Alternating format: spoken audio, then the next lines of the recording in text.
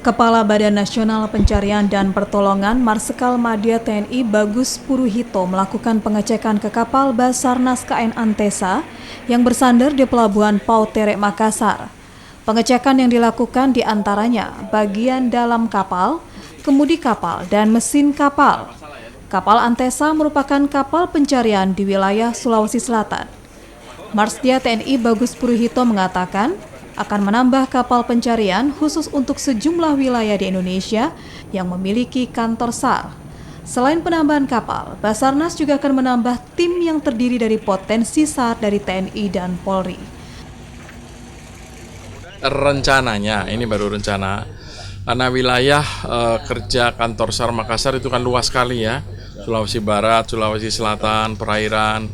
Kita tahu, mungkin wartawan ada yang tahu nggak berapa bandara yang ada di wilayah sini? Belasan ya, dari yang kecil sampai yang besar, termasuk juga pelabuhan. Sehingga kita akan meningkatkan pos SAR Mamuju menjadi kantor SAR. Otomatis ya, dari pos menjadi kantor, otomatis harus diikuti dengan penambahan sarana prasarana alutsista. Kemungkinan nanti kita akan reposisi kapal. Di sini mungkin ada kapal yang lebih besar. Demikian juga dengan penambahan